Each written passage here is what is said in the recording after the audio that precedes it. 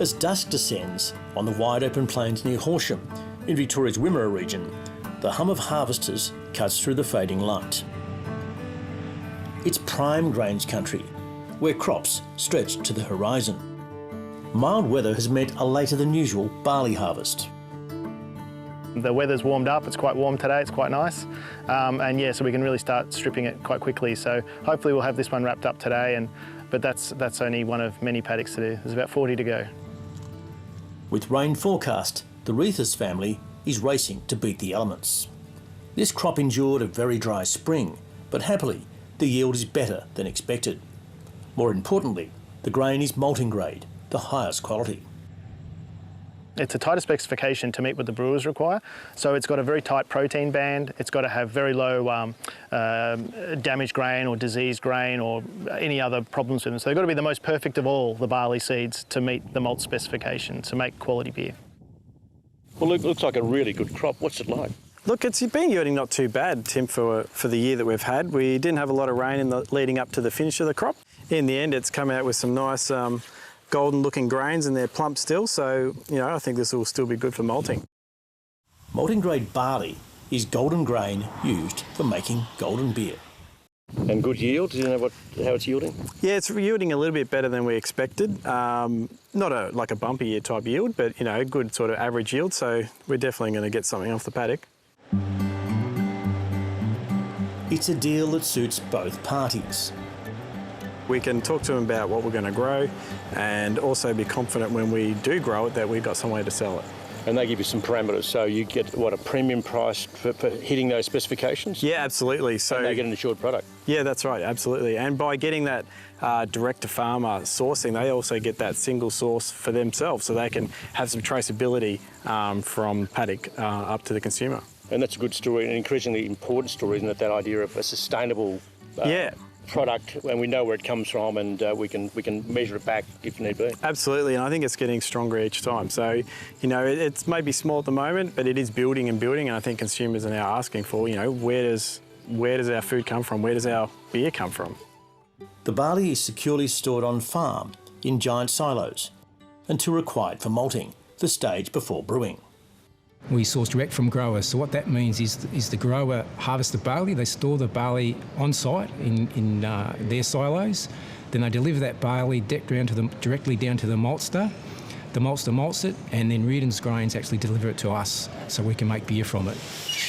And in Victoria, I think there's about 50 growers that are contracted to us to provide the barley for the beer that's made here at Abbotsford Brewery.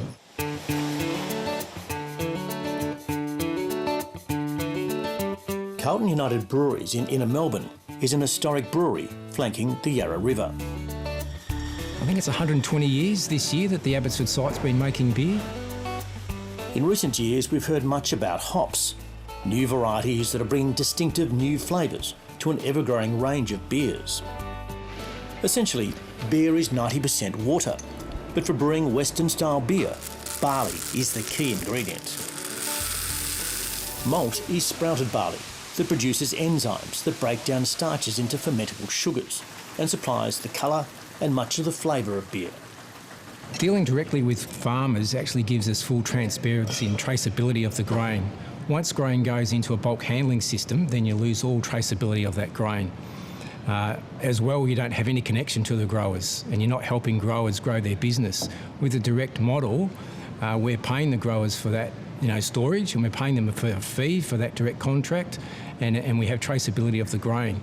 So, if there was a problem, the grain could be traced all the way back to where it was grown. Growers keep records of what barley from what paddock goes into their silos, and that information, when it gets delivered to the maltster, is also transferred to the maltster. The maltster can track the grain through their system, and then when it gets delivered to us, of course, we can track which barley's malt has gone into which beers and into which packages. So ultimately at the end we can do a traceability exercise, take a bottle of beer and trace it all the way back to the paddock which that came from. It's a good thing to have that end source user blockchain sort of thing going, yeah. The Reithers family is one of about 50 growers in Victoria who supply the brewery. There's a similar number with a similar arrangement in northern New South Wales to meet the company's brewing requirements there. It's a really good relationship we've got with them, building that trust and delivering now every year to them. But probably the most important for us is like we're getting rewarded for trying to meet that tighter spec. So quantity is what we get paid most for. So we want to get as many tonnes as we can from the rainfall we have. But to go to malt barley, we're sort of really getting rewarded for actually turning the dials and tuning it in and using our data to try and get a better result and actually get rewarded for it by selling it as that top grade. And so there's more money back in his pocket, which helps him build his business, build more on-site storage for his farm. Increasingly, farmers are trying to make their produce stand out from the pack and attract a premium price for unique attributes such as quality, flavour and sustainability. The brewers need a protein level of between 9 and 12% and barley that readily sprouts at the malting stage. But the growers, paid per tonne, also want barley varieties that yield well, so the brewers are helping to develop better varieties. More resilient, less application of herbicides and pesticides and fungicides because they're just more robust plants and can handle it. So it means that we can actually improve the genetics and we can use less when we're growing that crop to get the same result. So we're going to get more grain from the same water, but actually spend less money and put less things onto it to actually get that result. When I was 16, Dad gave me the first paddock. Carlton and United began this journey back in 2013 with a large ad campaign featuring 4 Victorian grain growers and a hops producer. But that was more about recognising the role of farmers, not so much about buying produce directly from them.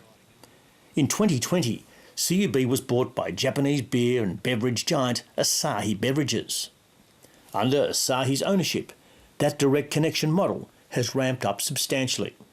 Coming down to this direct relationship in business is becoming more popular, more common, and it also means that you're actually getting that two-way street communication rather than, traditionally, like you said, you dump it off at a big receival site and that's it, that's the end of the story, and you don't get any more credit for that or any reward for that.